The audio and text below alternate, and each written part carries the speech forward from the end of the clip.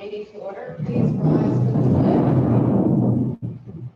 I pledge allegiance to the flag of the United States of America and to the republic for which it stands, one nation, under God, indivisible, with liberty and justice for all.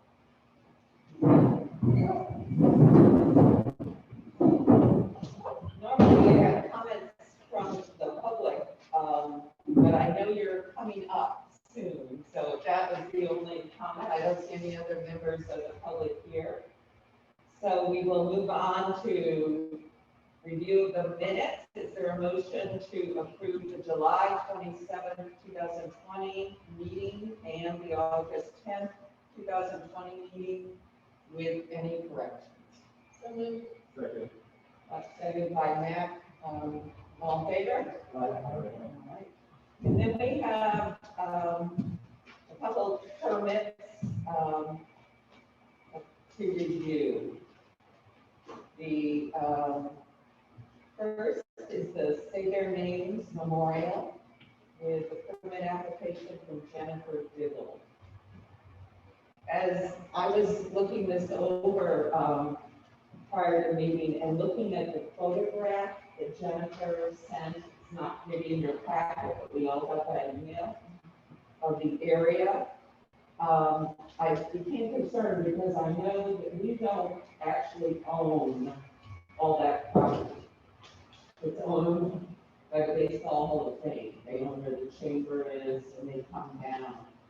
And Cindy, I contacted Cindy and she had a map, I had a map. So the bottom line is, and I should have done this earlier than about 5 minutes of 6, but essentially where you see this black line, this is our property. The Hall of Fame actually owns like 4 rows of our bleachers at a diagonal. I can pass that down. So it became apparent that we needed to look at the lease. Terry was able, just a few minutes ago, to pull up the lease that the village has with the Baseball Hall of Fame. And it's been sent on to our village attorney. He said there's no way we could approve a permit for that location. We do it on our property, unless we knew what the lease says. And the lease does say no signage without approval of the lessor. So we can't grant approval for that area. It's not ours to grant. We don't own the property. That's not to say that it couldn't occur further down where we do one. Yes, Question. I may have misinterpreted this or this may be conventional misdirection, but she signs it National Baseball Hall, retail buyer, National Baseball Hall of Fame Museum. Is she representing the Baseball Hall of Fame Museum, or is she just giving us her work title? I can't say. I assume it's coming from her as an individual.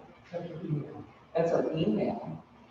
That's likely just electronic signature. It says, right, the signature says Jennifer Dibble, retail buyer, I don't find her email, but it says retail buyer, National Baseball Hall of Fame Museum, 25 Main Street, Cooperstown, New York, 13226. That implied to me that this is coming from the Hall of Fame, and it's their idea of, I mean, I'm not saying you should do anything different, but I'm just trying to figure out what this signature means. I don't know, I just took it to be her signature, that all of her emails were. Boy, if I did something like that, I would be progressive. I get my urine fired. All right, so that said, you've all had a chance to review the proposal. And she does provide a very good summary and, pictures of it in situ and other locales, et cetera. So, before we make a motion, is there some discussion or comments? I noticed you referred to the prohibition against signage, but is this a different kind of use of having a, it's not really posted or advertising sign or something, this is an event, it's going to involve the use of sign of information, but my question is that least limitation, does it encompass what this is all about? If we had an activity for a charity, event or something, of course, for the Lions Club or some signage up there, right? So I don't know. The bottom line is, we do not own the property, we do not have the ability to give a permit for non-village property. Okay, that's all. So she could go to theoretically, she could go to the owner of the property, if that's the situation. But it's then on the grandstand, which we do own. So, except that area. Again, I don't know if that map could come back, so people have a clear understanding. Literally, part of our grandstand is on. So it's on Hall of Fame property, but the grandstand itself is owned by the village, correct? Or that Maybe I portion of the have grandstand. I shouldn't say grandstand. Stadium seating on her space line. So We've the, been owned up by us.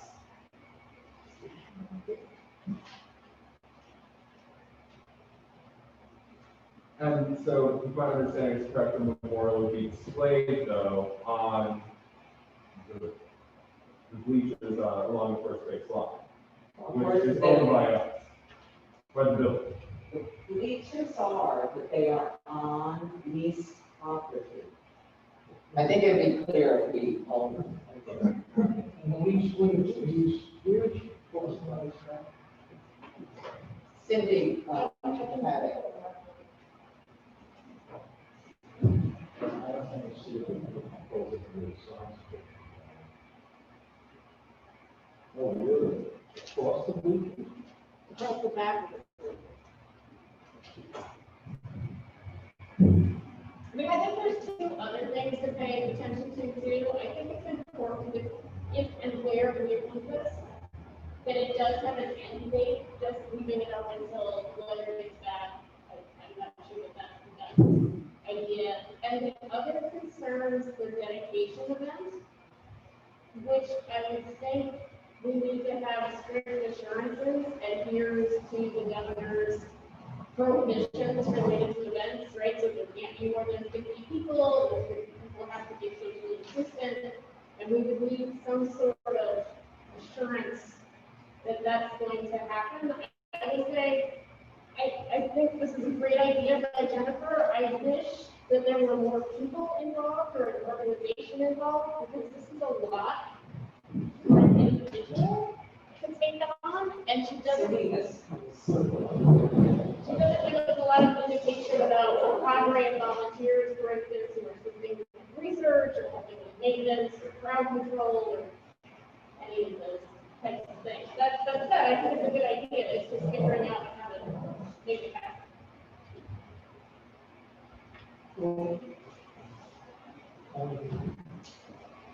Just putting Richard's comment together and Sue's comment together, on the face of this, we've got an email address on the front. Joe, you have to speak louder. I'm saying that the only affiliation, institutional affiliation indicated on this application is the Baseball Hall of Fame. if she's not doing it with her auspices, then Cindy's point becomes significant about what is the organization, how is this going to be managed, what entity is going to manage this event. Given all the COVID restrictions and other things that go with it. Are there any other comments? Matt, would you? agree that I think it's a great I'm idea. sorry. I think it's a great idea. I'm enthusiastic about it, but I do think having an open-ended date is not a great idea. I mean, absolutely, Dean, of course, I think that generally supporting it is important. I do support it, I think it's a great idea. But I think that having kind of an end date, for procedural purposes, for it coming down is important. And it also kind of sounded open-ended to me that, whether as it changes, it'll come down and then it could potentially go back up, but I think it should have to go through the permitting process again. If it's going to be something that is long-term. So I think there's just some holes in it, and maybe additional communication with Jennifer would be good. Because generally totally supportive, but it's important to have all the details into that. Right, I think it's important for us to approve something tonight with the qualifications we want. We wouldn't necessarily be meeting again before September 13th, and she would want to be. So, Cindy, did you have an end date in mind?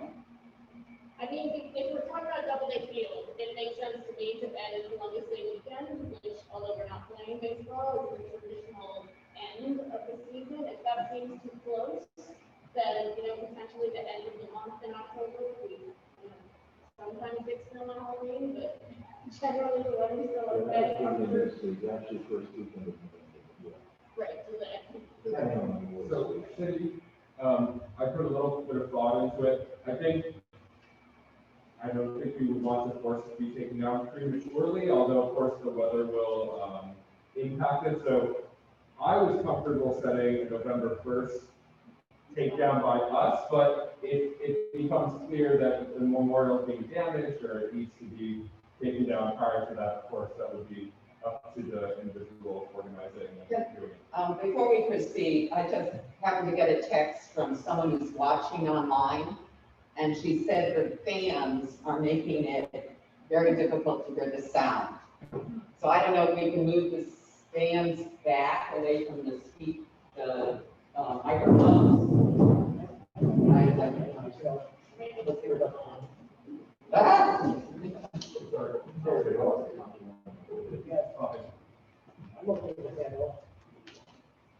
Okay, so we moved the fans, so if we find the chief text again, we'll know it didn't work, okay? Thank you. So, did we settle on a date, Cindy? I agree with that. I think November 1st is fine. Okay, till November 1st, all right? And I think, okay. I think we're moving very quickly on this. When I look at the logistics of what the project is, assembling all these images and mounting them and so forth, I don't know that we have any interest in curtailing, setting an arbitrary removal time. If it's when the snow flies or when they start, the virus says when they start deteriorating. It's a very passive presence, it's an important issue. Why do we want to, what is in our interest to have it terminated sooner than later? Because it's a big undertaking to set it up, having it up for, I think as long as the people passing by, we want to see it. Right, I mean, come Columbus Day weekend, our parking lot will revert to free parking, which means it will largely be used by employees. So it will be a similar group of people who are seeing it on a regular basis. Our tourism really curtails after Columbus Day. So I would hope that by that point in time, those who wanted to see it would have time to see it, and that we're not dealing with snow and snow plowing and that type of thing that we could potentially damage it. Well, the other part of the November 1 deadline is 3 days later is the election. I don't know what that symbolizes, taking it down partially for that. I think it's a thoughtful point, Joe. I mean, I think, that's a fine point. Because when I was thinking about it, I was like, is setting a deadline for it to be removed, mandated on our behalf, undercutting it, or taking anything away from it? My thought about the day was strictly, procedural. I would assume that in any permit, there's a sunset or a revisitation or something like that. But I also feel that, Jennifer and her volunteers and organizers, they did a fantastic job in Rihanna on it. It's been well kept, it's been visited, it's been maintained. And it was only up 3 weeks. Of course, Yeah, it was up 3 weeks. I'm comfortable with November 1st, but I wanted to appreciate this point. And I know you also have a concern about the maintenance, so We could always put this in our permission, that, please consider it. We need to have that address and the crowd size if there is one for the dedication. Dean? What about saying December 1st? With the stipulation that if the weather makes it, global warming, I mean, it could be the weather until then, and I think you could actually draw people to Cooperstown to tell the truth. I think it's a positive thing. Richard? The fifth end date, I think it should be the last day of baseball season, which is probably October 31st, November 1st. I just want to say, Rich, though, that it's totally not about baseball. I know, but it's baseball stadiums. Though I thought she made a very good point that she was going to look up, Black Lake baseball players and incorporate them in some way into the exhibit. I thought that was a Certainly. One other point on, because I agree that we should pass on or do it tonight because we probably won't be together. Let's set everything back. But the location, you're talking about moving it down, right? Now, I know there's a guardrail that runs along there. Does that bother us at all if the guardrail's there? Because when you're going down into Doubleday Field, it's exposed for a while, but then the guardrail does appear at some point, and putting it behind that, just There is an area, let me, I'll send a picture. I went and looked at the area. Sure. And that's when I first became concerned we didn't own that one, but that did seem nice. So I will send this picture.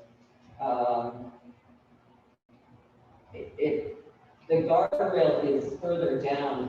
Based on the size I saw in Oneonta, I think that it could fit where there is no guardrail. I will send this to hopefully everybody.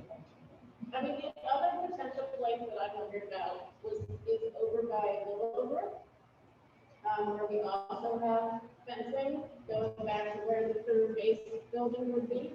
Do you think that's something? Yeah, I like the location, and there is kind of the luxury in that area of having the memorial maybe go up a little more, because in Oneonta where they did it, they could, they had a limited height, but plenty of space to go out, so it could go up a little more and out less if necessary, so probably fine. Jim? I think it's a good idea. If we find that it's quite popular, if it's a little longer, I think that fence seems to be a good area. There's lots of places to attach things to that fence. It's a very big fence. I don't see a problem with the whole thing. I would be supportive of still that election.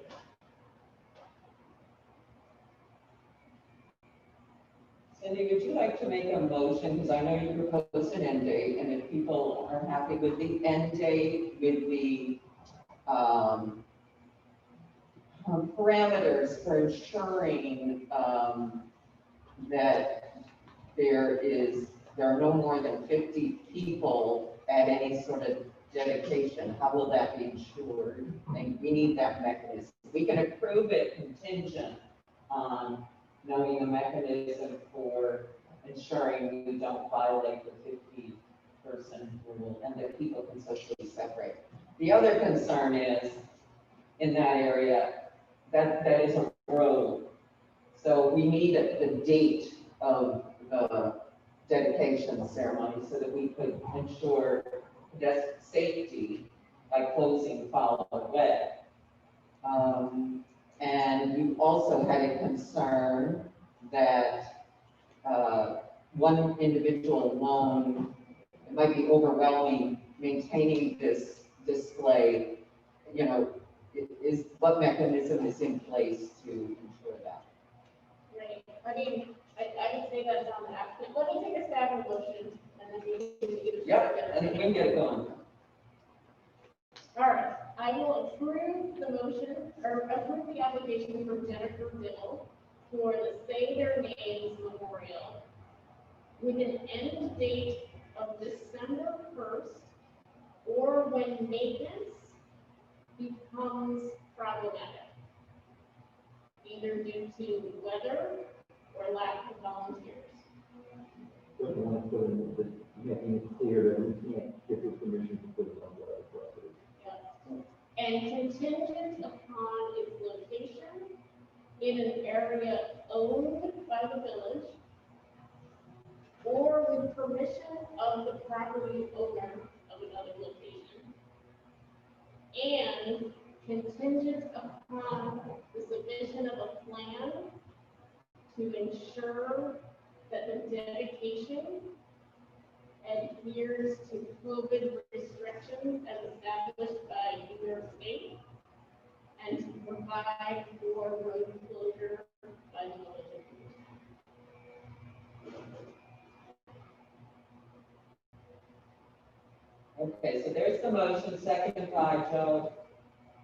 Further discussion? We hit it? All right, all those in favor say aye. Aye. Moving on, we have the review the request to name the Cooperstown, Oneonta, Otsego County Film Partnership, Inc., DEA Film Group, as the official film commission office for Cooperstown. And Greg had attached a proposed resolution.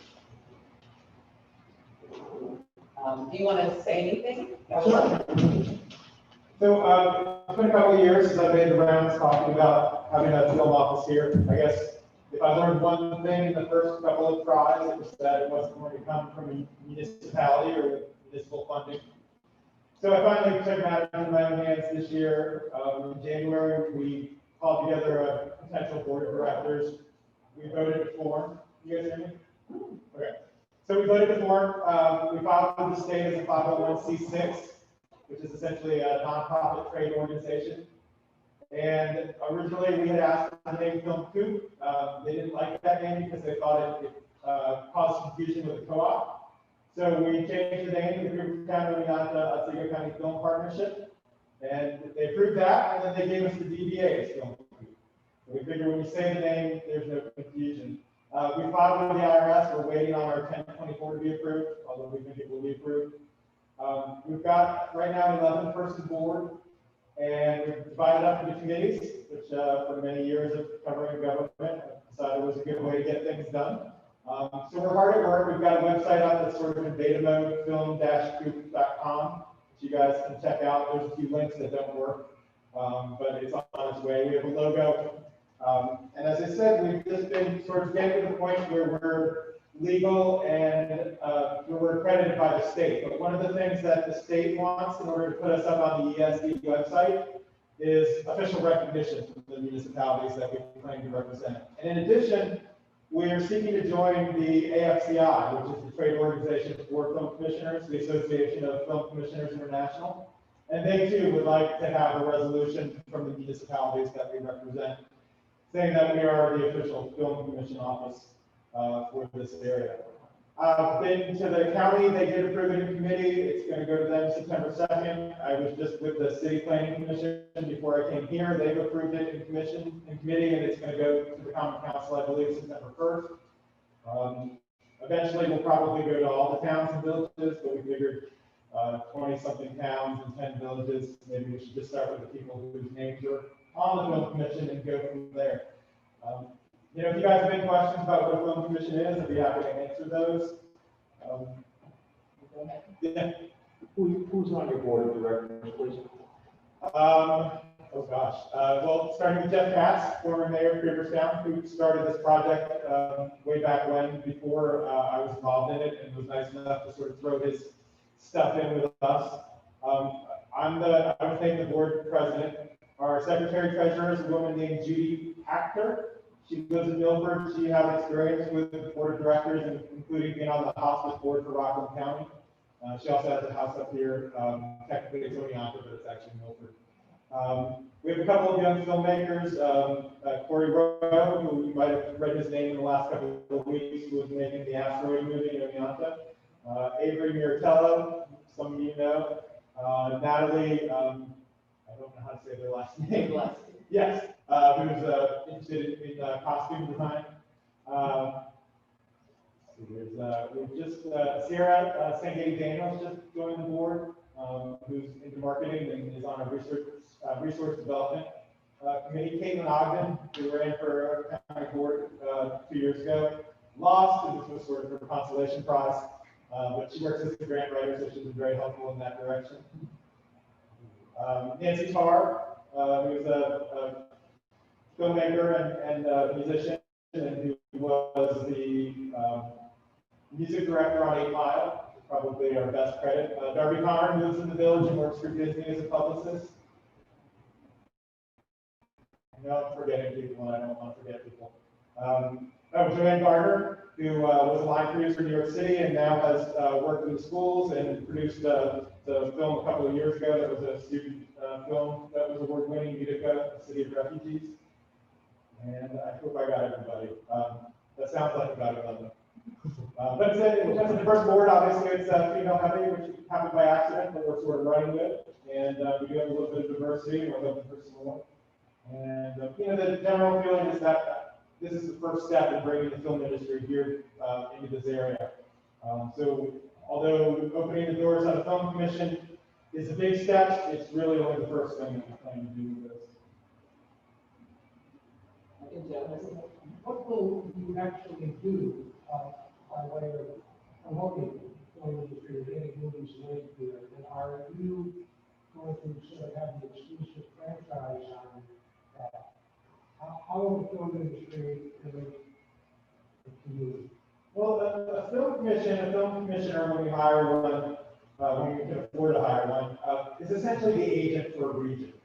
So it works 2 ways. I mean, if we put ourselves out on the state website, hopefully people will see that and come to us. But you also do a lot of outreach in a different year, of course. We would be going to film festivals with brochures, with trinkets, you know, whatever we can do to get the name out there, to get the region out there. When we have the money, you know, a big, beautiful backdrop of the lake or of the village or, you know, of the city from up above or something along those lines, or all of the above. You know, really it's just a question of networking.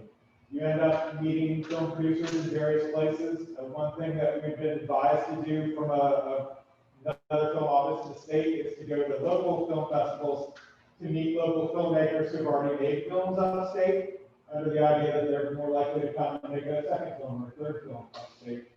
And actually, since we've put up our shingle and started talking about this, we have had several meetings with filmmakers, and everybody has told us, you know, how excited they are and how they want to come here and make films. And in particular now, you know, in response to the coronavirus pandemic, there's not a lot of filming going on in New York City, there's not a lot of filming going on in LA, but people are looking for a place like Otsego County that's, you know, relatively unscathed by the pandemic and where it's cheaper to quarantine if you need to quarantine people. You can think about putting a person up in a hotel for 2 weeks here versus New York City.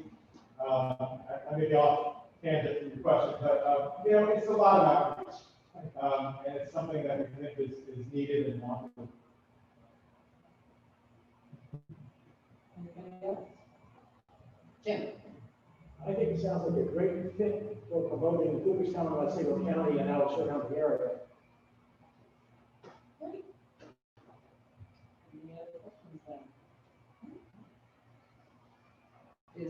there a motion to approve the resolution? Cindy? Cindy, seconded by Jim. All in favor? Thank you, guys. You're welcome. I should say I'm not here for the paper, but now I realize having heard your first resolution, I'll have to cover some things again tomorrow, so back to the other job tomorrow. Thank you, guys. Congratulations, Greg. Thank you, Cindy. Okay, moving on, we all received via email the minutes of the ZBA, HCARB, and planning board meetings this month, and you have the zoning officials report. Yes, are there any questions or comments? If not, we'll accept that report. Seconded by Jim. And seconded by Matt. All in favor? All right, that brings us rapidly to finance. Treasurer report. Thank you. Well, as is typical, we have LoSAP statement for July. Richard and I reviewed the bank reconciliations last week. You have some information on the parking meter revenue through August 18, and Cindy and I were discussing this a little bit. The report was a little difficult to interpret, but after Cindy and I discussed, I thought it would be good if she could explain what our parking revenue situation is. Yes, and I figured out why we both had such difficulty with it. I think we have pages 1 and 3, but not 2 and 4. So the reason the numbers weren't adding up as Joe and I were looking at it is that we're missing June 12th to July 12th, and then we're missing everything after August 4th. It must have been decided, perhaps. That's why if you were to look back at what I had given you at our last meeting, and we were at 43,000 roughly then, that's why the numbers aren't aligning. I finally got that, Joe, when we talked. As of yesterday, our parking revenue for the entire season, which does fall in 2 budget years, right? The end of May is in 1 budget year, and then the bulk of the summer is in this budget year. We are at $62,200 as of yesterday. Just about where we think he was going to be. I think that we are on target to Well, be. it'll be between $50,000 and $90,000. I think that we will, thought we would. Just related to last year, we are running about 16% year over year for parking revenue, so that shows the effect of COVID. With regard to that, though, I'll show you how data is getting confusing. We have in your packet also is the bed tax or the sales tax report. And we are going, it's $35,000 was the month-to-month comparison last year. And this year it's $30,000 of bed tax revenue. So that's a much higher percentage than the parking revenue. I don't know what to make of it, other than there it is. It's a good number, all things considered. They felt that, I know, like the National Association of Counties, when they were, because obviously Otsego County really is taking a hit in their sales tax. But what they found in the month of June, which is the first month of basically in our fiscal year, it was the online sales that were really pushing things on.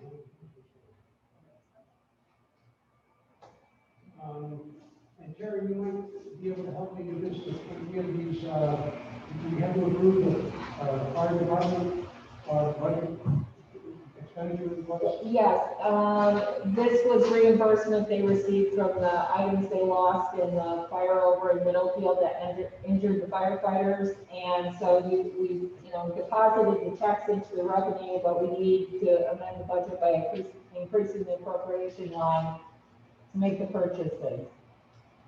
I will make that motion. Made by Joe, seconded by Richard. All in favor? You have then the overtime analysis and the legal analysis, and then I'll make a motion to approve the So transfers in your packet. Motion made by Joe, seconded by Matt, all in favor?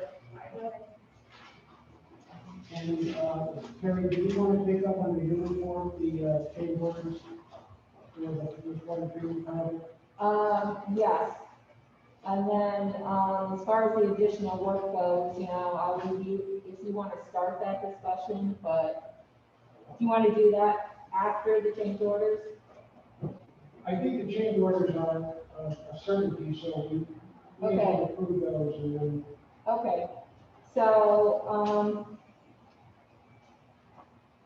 for construction continues, the payouts were submitted this month for processing and review by finance. I think the only ones we may not have received yet is the actual payment to Delaware Engineering for July. They always go to Municipal Solutions. At the same time, they go to us, so, we'll be reimbursed for that prior, after they do the reimbursement. So usually, I just, as long as they approve the reimbursement, we just go ahead and pay. We haven't gotten the application in from them by the time the board starts. So then we'll jump down to the change orders. You saw the, information from Delaware Engineering regarding those change orders. I spoke to Mitch, they've been clearly explained.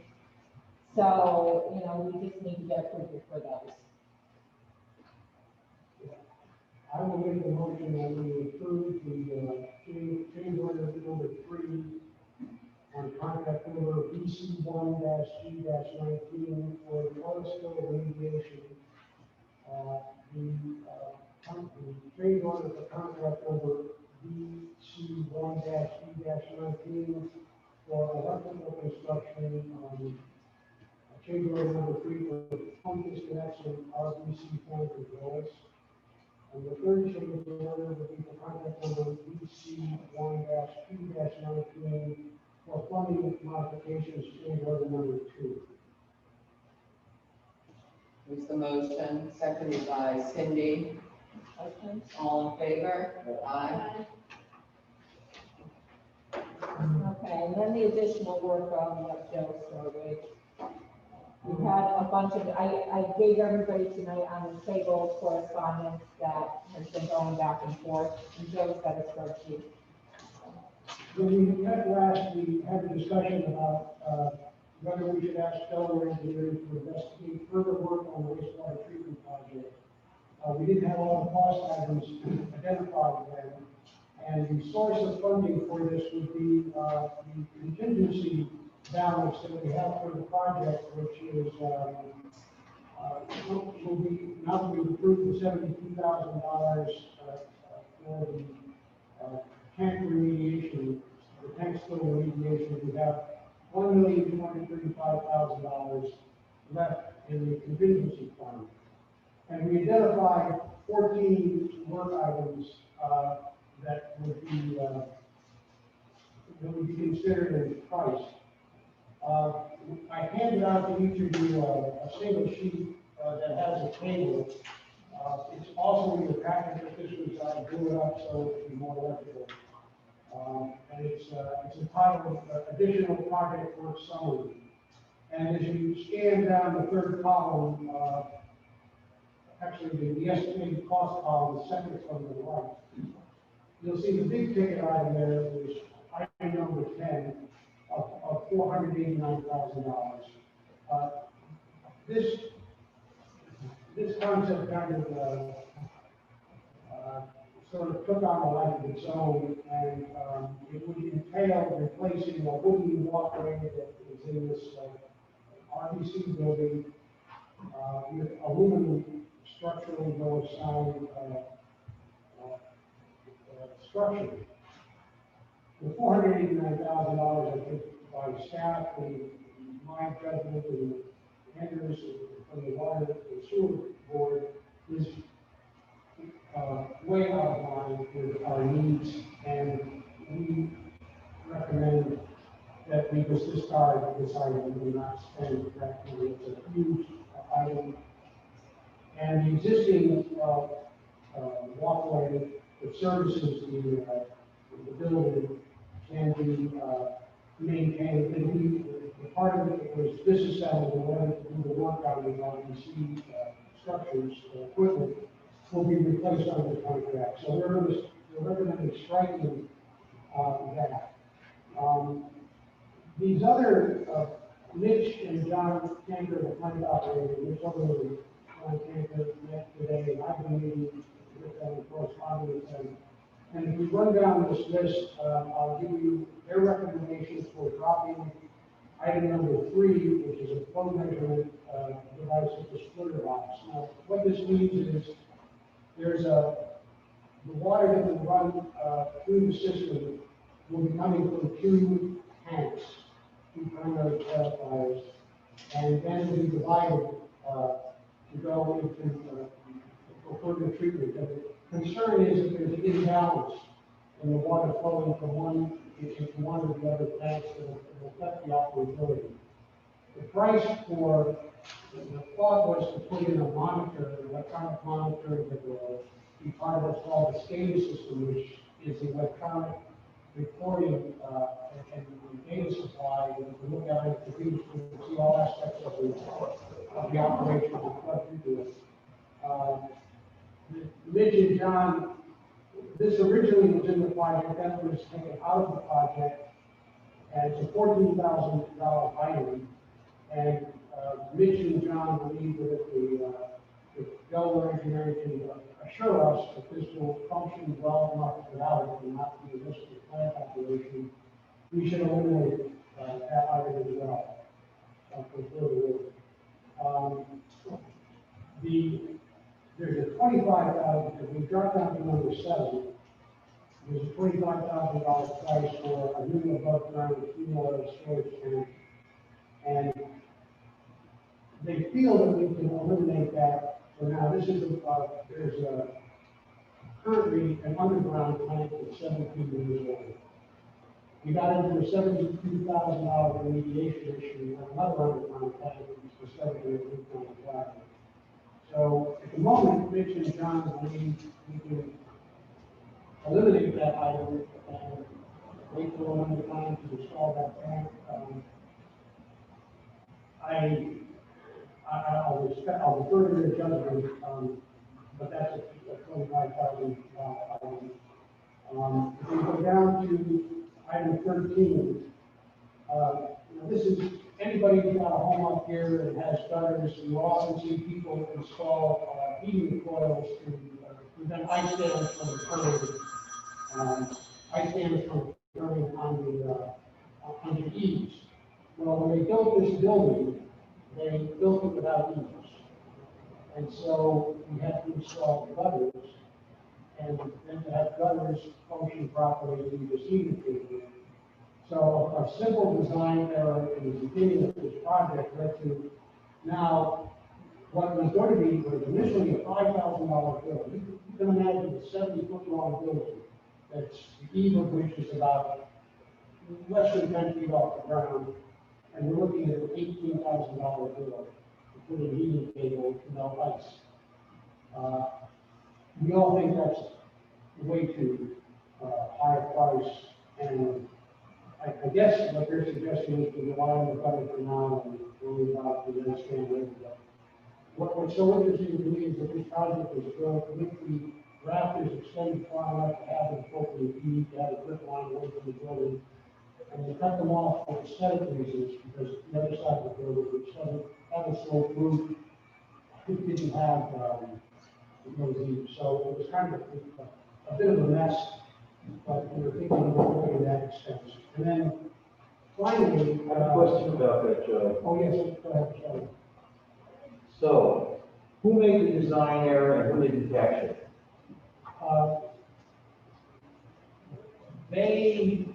Who was they? I believe it was the general contractor who spec'd out the building, and they looked at one side of the building, and said, well, we'll make it look like the other side of the building. I don't think there was much thought into it, and we didn't catch it until, they had already gotten up the building.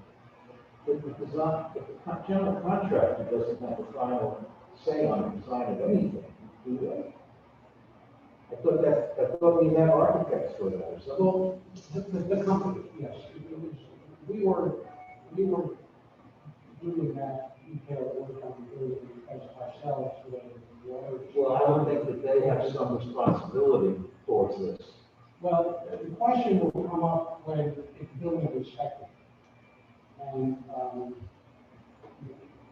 if it passes, if it passes code, then I just think this is an issue we've got to deal with. I think the gutters are up, that's not what we're talking about, because we can talk about negotiating to reduce that item, but right now, Mitch and John are recommending that we, abandon that item and not put it in space. And they feel they can do it less, more inexpensive than what this is quoting. Yes. So they're gonna do it though. But they're gonna do it or just ignore it? What, I think they'll react to how the building performs. And if they see an issue, it's short order, the cable is going to put in. they can do it for less than half, they feel. Okay. And by the way, just to reassure people about the integrity of the walkway in the RDC building, John Rich said that that's a maintenance task that can be handled internally if we stay with the building. Now, the other two items at the top of the page, that they believe, Mitch and John, at least John believes, are low estimates of $25,000 and $33,000. So, we may have to be attentive to that. These are two items that, among others, that are going to go forward with the recommendations to proceed with. So, I guess in order to move this process along, it's complicated because there have to be state reviews and approvals to include these items in the project. And I'm looking for some guidance on this. It seems to me we should make a decision to approve items 1, 2, 4, 5, 6, 8, 9, 11, and 12, and delete the others. And then we'll have to manage, we'll follow up with Mitch and John and I and then the mayor will follow up to make sure the project carries, to make sure the prices are what we want them to be forward to the state. Well, I mean, they're gonna be estimated costs that they're gonna submit to EFC and look to do, you know, another amended engineering report first. And then, you know, according to my conversation with John Peterson, we are then gonna have to go through another closing and project financing agreement, so. Yes, and they were talking in terms of that at our last, in one of our recent field meetings, and they thought by the time they closed the project in March, which is now the last item to be that, and they think they could get this done in that time. Well, I mean, it all is gonna be contingent upon EFC's review, because, you know, sometimes that doesn't go very quickly. And then with the project financing agreement, they're gonna have to get bond counsel in for new closing, and there's certain periods of time that those resolutions have to be published, and we have to wait for any comment that might come in. So it'll be a bit, but, I mean, the biggest thing is how long it takes EFC to review. So Here's my questions. How much is Delaware going to charge for this amended engineering report to include those 7 items which were not already kind of EFC approved? Number 6 and 8 being EFC approved already. So how much in time, because they did put that in there, it might require an amendment to their engineering costs. And I'm thinking, if you total all these up, you are at about, I don't know what, roughly 140 some thousand. Is it worth going through all this rigmarole to do this when we actually have a very good sewer surplus? both our equipment and our regular sewer surplus. Do we roll that into this project? Because yes, ultimately we get 0% financing. But until the project is completed and we ship to that, there is a percentage of interest we're paying right now. So does it behoove us to look at those and pay them on our own? That was my opinion. That was my thought exactly. I mean, I think that it makes sense to move forward with 6 and 8, which are already in the engineering report that's been approved. But the process that's outlined in the letter dated August 12th to the mayor, the 1, 2, 3, 4th paragraph. So if we want to move ahead with any of the others, then we have to file an amended engineering report. We have to pay for the amended engineering report. As Terry said, wait for EFC, which, I mean, they admit several months. That could be 6 months, it could be 9 months. EFC does not always move quickly. Then we have to modify our financing agreement. And this is all to take money off of the zero interest loan. So it's not grant funding for the utility, we're saving interest costs. And it just seems to me that the time and additional costs to do this additional work, interest-free, may be better spent by using our surplus. Yeah, that's what I would recommend. I'm not saying the work doesn't need to be done, but that this may not be the best way to do it. And help me understand this, are items 1 and 2 in the, covered by the project? No, the only ones covered, already approved by EFC funding, were number 6, providing lab cabinets, countertops, and number 8, providing recycle. Those are the only 2. And number 2 would never be eligible, even with the new engineering report, Yeah. it falls outside of the scope. As I understand. Well, I mean, they were in the previous engineering reports, but, Yeah, I know, isn't that? and six is not in, I know it's weird, right? But yeah, it was approved. So it's 5, and it's 8 that's in the engineering report. And 10, which is ridiculous. But so are we saying then, we know that they're EFC eligible, number 6 and number 8, we will not do number 10 at all, or the ones that Mitch mentioned, 3, 7, 10, 13, 14, none of those. And the ones we would approve the others, being 1, 2, 4, 5, 9, 11, and 12 by funding ourselves using surplus. And 6. And 6. Those 6 and 8 we can do with the. Yeah, they're already approved. Not 6, 6 says 1. Yeah, but. 6 says yes. I'm a little confused because the letters, Okay, so it's everything on the chart, that's what I'm looking at. yeah, so I think we need, if we get to the motion stage, we need to make a motion to approve the ones that are already approved by EFC. Oh, don't look at, Joe cut off the EFC Oh, okay. approval. If Oh, you, okay. yeah, if the one you sent earlier, came earlier in the email, 6 and 8. So if they're in your packet. Yeah. Yes, Joe, or, Can we just revisit number 7 for a second? I know that, Mitch's recommendation is to pull out, but we just approved a change order for $72,000 to basically clean up an oil tank that's spilled. Is that correct? That's my understanding of it, right? So now the tank that's still in there that is considered number 7, it's 17 years old. I'm wondering what the age of the other tank that leaked was, because that just cost us. Yeah, it costs us a lot, and this is a $25,000 expense to go ahead and do this,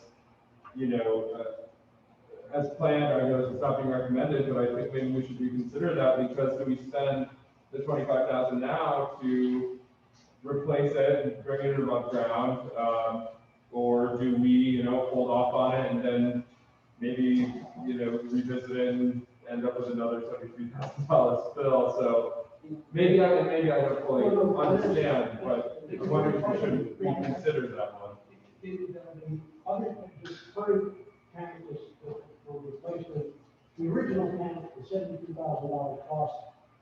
for remediation dates from the origin of the project in the 1960s. The current tank we have is 17 years old, so it's, it's got a lot more useful life as the judgment. And the ironic thing is that tank was, quote, remediated a number of years ago. It was filled, etc. Yeah.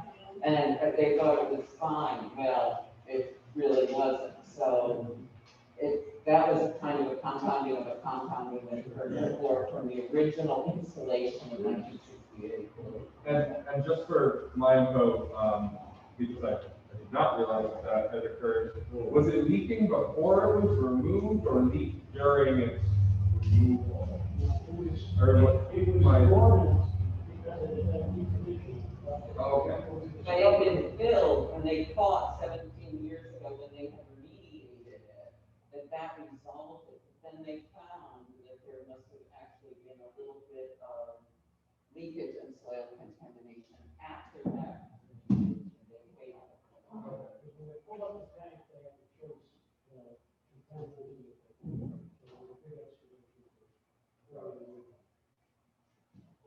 All right, so we essentially made a decision here, correct? So we have that again, that items 6 and 8 have already received EFC approval, so we're fine. We will move on those, but they'll be funded through the EFC. Is that, you want to make that your motion? I will make that motion. Motion made, seconded by Cindy, all in favor? I'm gonna vote No, okay. And then the numbers 1, 2, 4, 5, 9, 11, and 12, the village will fund using sewer surplus. Is that correct? Yes. All right, and we have a motion by Joe, seconded by Richard, all in favor? no. Okay. And I'm sorry, did you say? No. No, okay.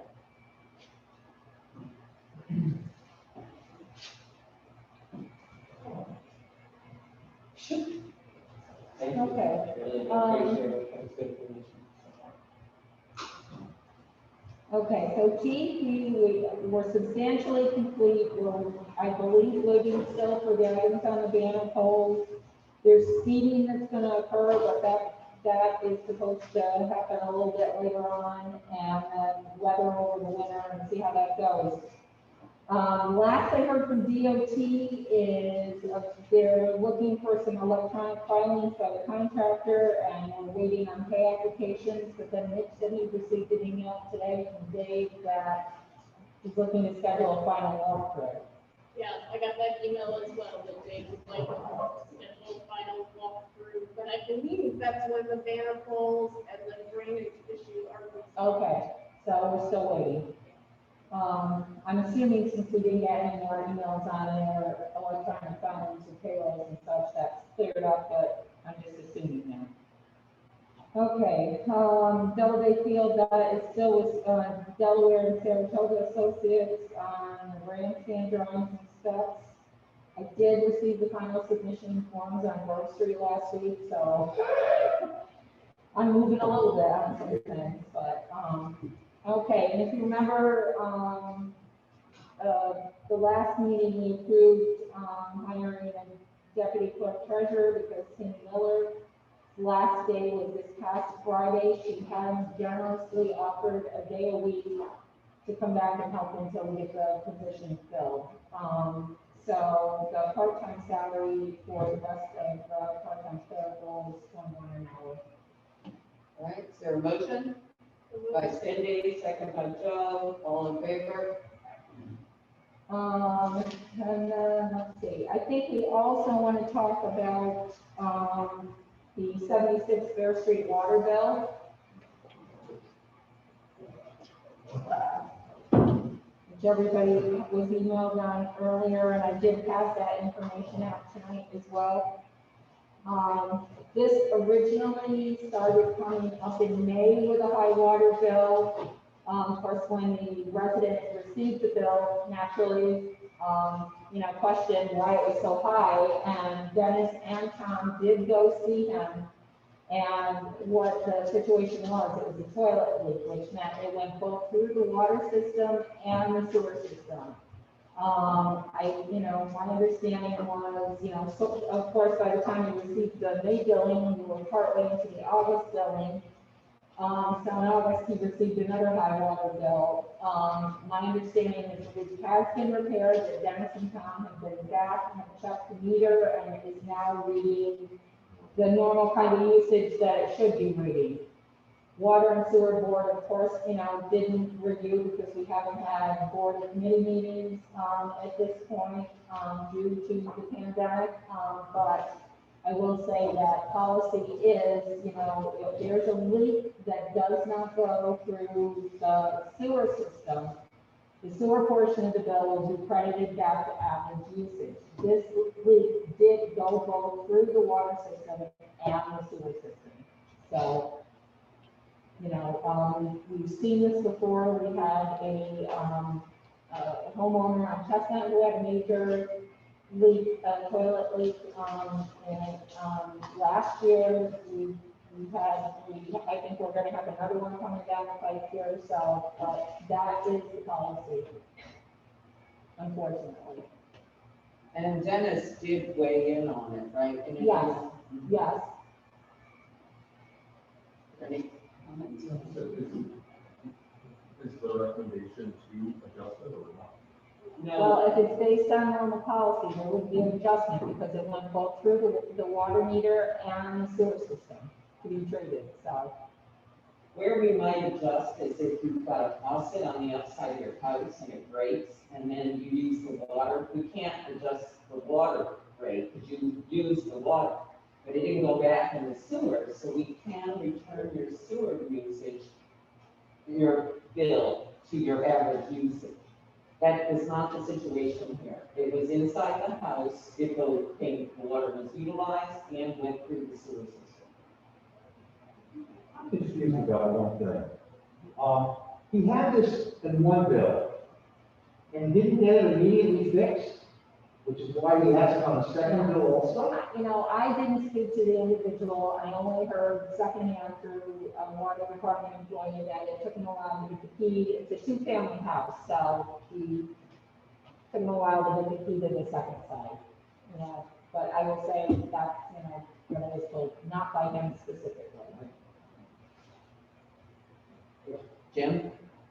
Is this a situation with a tenant and not inform the landlord? I don't know if there's a tenant over Doesn't there, matter. to be honest. I don't know if it's an empty apartment and there's someone in it, I just don't know those details. I mean, really, it's, I think that people don't think that a toilet leaking can be that catastrophic, but it really can. Well, he's lucky it did go someplace instead of flooding the house. And as I Dennis, have I that think, feeling.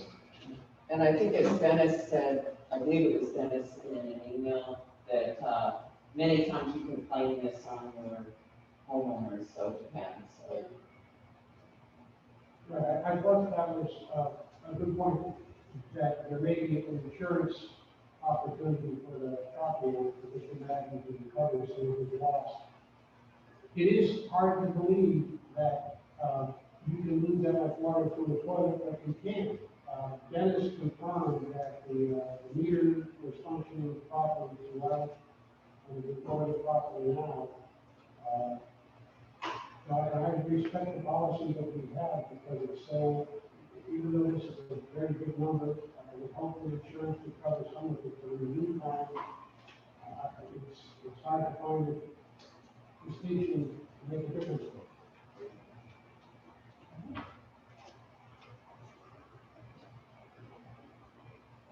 I also, all right, never mind, we don't have to let it, no reasons we not. Oh, I'm sorry, Jim then? This is the highest water bill we've ever seen. No. I have one for $6,000. Oh, my gosh. Really? Did you want to say anything? No, I was gonna say, I didn't, he said he couldn't get a plumber, but in fact, that's one of the few things you could get during the COVID crisis, because that was considered, an essential service. So I don't know about that argument either. but I don't think it matters at this point. So this is required disposition. Oh, okay, Mitch just texted me, said the tenant was out of town and the homeowner didn't have a key to get access to the apartment, so. None of those. I understand, I'm just giving you the Yeah, rest I'm of the sorry. story. Joe just asked, is there any, We have to make a disposition of this. I would say yes, I would say, go one way or the other, just so that we can. it's on the record? We don't see it again. So those in favor of honoring the, David Maddox request for the adjustment of the water bill, we have a motion. I'll make a motion to deny the request. Yeah, I was gonna say, why don't we work at that direction? So Cindy made that motion, seconded by Joe. All those in favor to deny the request, raise your hand. And all those opposed, raise your hand. One opposed.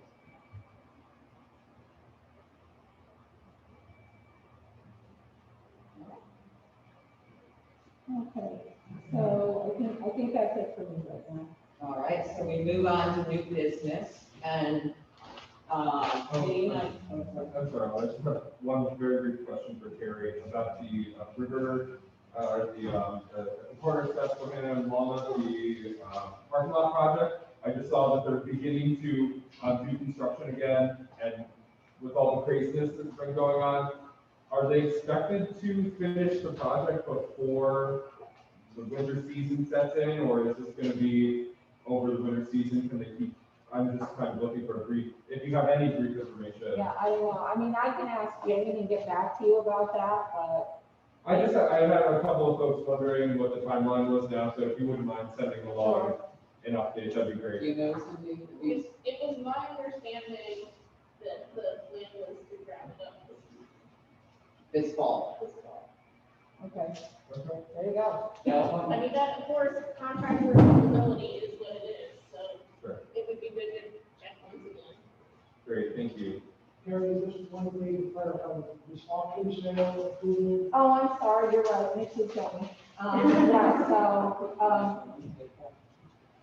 Gary's my piece of paper here. So, if you remember, we declared these items surplus. I think everything would go back to street equipment reserve other than the sewer plant generator, which will naturally go back to sewer equipment reserve.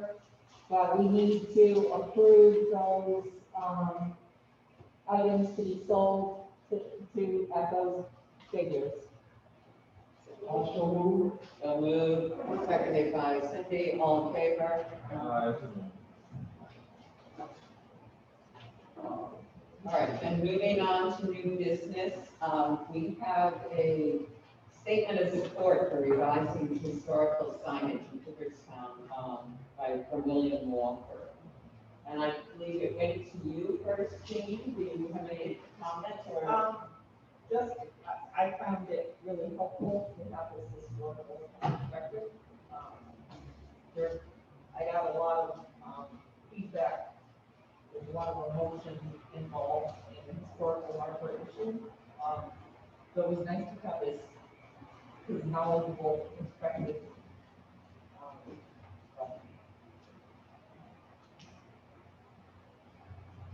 Anything else on that?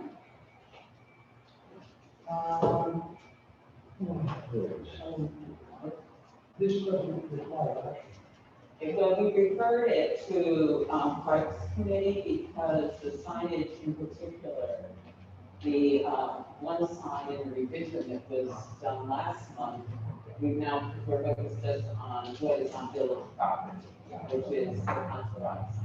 And so the Parks Board, we haven't met. We've had some emails, but we haven't met and all the other kind of more pertinent, not pertinent, but pressure things going on right now. I figured this wasn't needed to be dealt with immediately, but I do think it's important that we continue to research it and think about how we can maybe amend things, not necessarily change them or get rid of them, but maybe Provide greater provide interpretation. greater, yeah, Perfect. So I'm Thank you. hoping the first board will be meeting next month. Well, hopefully, I saw the governor just extended to what, September again? It's September 4th right now, and I mean, right now, the way, the last two times, he's either done it extended the day of or the day after, so it's hard to say. But he extended in the beginning of that conversation. He extended the executive order that we can meet remotely, or, I mean, we can meet in person, but it's gonna be, I think we need to canvass people and see how comfortable they are with doing that. I know that, you know, the zoning boards were very happy to continue to meet remotely, so, I think we just need to canvass people and see how comfortable they are. And I mean, if, you know, we wanna have a meeting and it does get extended, we can do it by Zoom, we've got options at least, you know. I can't foresee what's gonna happen, but I'm not sure that I see it not getting extended at least one more time, but again, not trying to guess. Who do I have to run this by? Just my meetings, the police board. It's you and Dean, so I mean, it's It's something like that, I think we could do up here, or whatever, but, I mean, we can talk about that after this. Oh, what are you asking about? He's asking about like police committee or something, I said, we can work it out outside here. So, We'll figure that out. Okay, so that was number one under new business. Number two, as many of you know, we haven't had basically a police chief, we have an officer in charge. Based on civil service law, as long as we have 4 or more, we have to have a police chief. And as you know, we only have 2 full-time officers at this time. But I think we all agree that leadership is very important, and there's been some discussion of this in the past. So I move that we create, the village of Cooperstown create a part-time police chief position. I would need a second. A second. Second by Richard. Need a second. All in favor? And as long as we're still on police, as you recall, Executive Order 203, the New York State Police Reform and Reinvention Collaborative, that was passed, the executive order was passed by Governor Cuomo on June 12th. But in that executive order, it had stipulated that there'd be guidance forthcoming from the state. It would be promulgated by the Division of Budget and the Division of Criminal Justice Services. So we've been kind of waiting on hold for our Community Advisory Committee until that did come out, and it just came out midweek last week. So we have that in hand now. So I will ask that you ratify my appointing the following individuals to the Community Advisory Board for the Cooperstown Police Department. 1, Bruce Maxson, he's the Otsego County Public Defender. 2, Reverend Dane Boston, rector of Christ Church, as a member of the church community. 3, Veronica Pacorni, there's a paper plate on Main Street involving communications there. 4, Dr. Richard Brown, psychiatrist at Bassett Medical Center. 5, Adam Richter, Columbia Bassett Medical School. And there was a 6th person who was still a little hesitant on whether their employer would allow it. So I may appoint 1 more later, but those are the 5 individuals I'd like to appoint to that committee. How do you know the word team and I do them on it? It's appointed by- You are already on there because you made the motion to put yourself on there, so I'm asking. I just want to make sure. So can I just have clarification? Or is someone from the police committee going to be on this or no? Yes, both people from the police committee. That was the second Okay. motion. Got it. Second, Great. Fantastic, thank you. So you need a motion to. I do. Ratify those appointments? I will make that motion. Thank you, Cindy. Seconded by Richard, all in favor? When do you plan to call, when do you plan to convene the committee? I had planned to convene it, at least for the first time, so we could kind of meet potentially in a week or so. Okay. We have another issue that cropped up, late this afternoon. And that is, and I apologize, I was out of town for the birth of a grandchild at the end of last week, so I did not go downtown on Friday. But there was a complaint registered that our Music on Main attracted over 50 people, and that a nearby local business was serving alcohol without serving food, which is a violation as well. I have talked to Cindy, who is serving as deputy mayor in my absence, and she has spoken to someone who indicated they were there from, remember, Music on Main is 6 to 8. That individual was there from 7:30 to 8 and reported about 30 people. When I heard this, I emailed the chamber, who sets up the groups that perform on Music on Main. She reported that she had been there almost 90 minutes or so. Yeah, she started at 6, and so maybe like 7:30, hour and a half. She was, is that right? It was pretty much a whole time. She only saw like 30 people. So we aren't quite sure if this is a little bit of a spurious complaint, or if there was excess crowding with this event. It was a popular young group, and a business is involved. And so I'm going to have the police department interview more people to see if there is accuracy to this complaint. If there is, I think we need to be prepared to cancel Music on Main.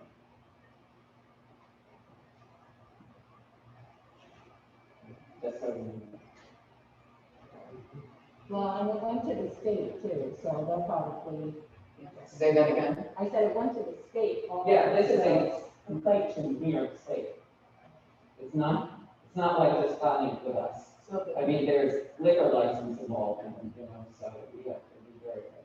So were people drinking in the park? Or, I was not there, as I say, I was in another state.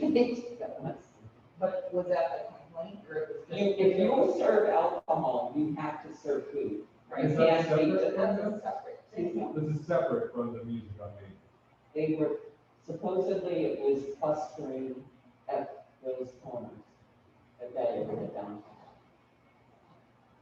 And so the complaint was Music on Main kind of added to the clustering and serving of alcohol. Yeah, I guess I'm not clear on how the The two are complaint connected. was twofold. The Music on Main had led to the complaint was between 50 and 100 people, which was clearly beyond 50. And that simultaneously, a local business was also violating the guidelines that have been established for it. So they were sort of linked in the complainant's mind, but clearly one's about the village and one's about it. So if the onus falls on us to investigate, I asked that particular question. Remember, we're in the Mohawk Valley Regional Council, we have the control room that from the state, it goes to the control room to the municipality. So we have the onus is on us to investigate. Richard. What business was involved in, what were the details of the? I think that I would like the police to investigate first before I toss out names. Because if it is spurious, which I think, Okay. based on the two individuals who have commented, they only saw 30 people. But let me ask you a different question. What was the essence of the complaint? That they were serving alcohol outdoors without food, or they were serving alcohol in the bar without food? Oh. There was also complaint that people were taking alcohol on the street and leaving the area. All right, is there anything else? You have to have an executive session for work history of particular individuals. Thank you. Cindy, you want to make that motion? I'll make that motion. Seconded by Joe, all in favor? Okay, just hold it, hold the file.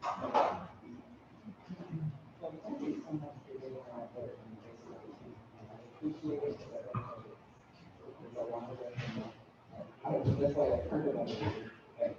No, I can do it, it's still very good. Huh? I'm waiting for the. Oh, okay. All right. Which one?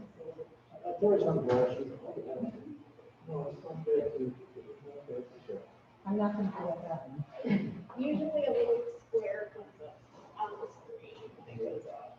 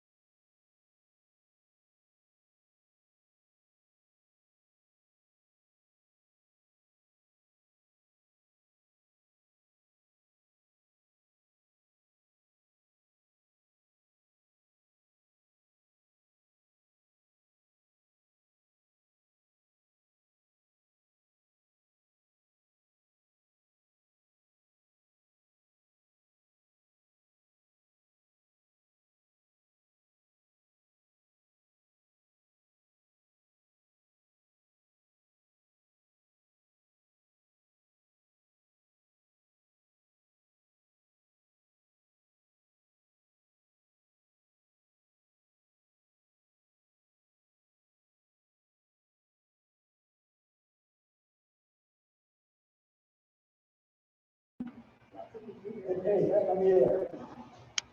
No, I'm waiting for it to tell me. We make a motion to come out of executive session. Well, you can do that as soon as, We do that within executive session. no, you do it after, you do it after. You want the communication with the commission. Yeah. That would have to be involved. Yeah. Okay, we're good, all right. Make a motion to come out of executive session. Made a motion, second, Jean, all in favor? I will make a motion to allow Terrell Silvera to use sync bank time retroactive to August 14th and continuing to September 28th unless he is able to return to work before September. Second by Jean. All in favor? Aye. All right, I think that's the last order of business. Motion to adjourn. Good. Thank you, everyone. Thank you.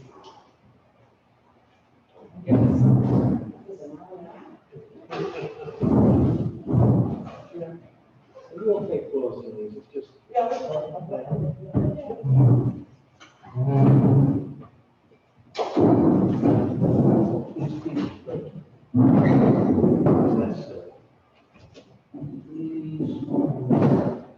please, closing this one.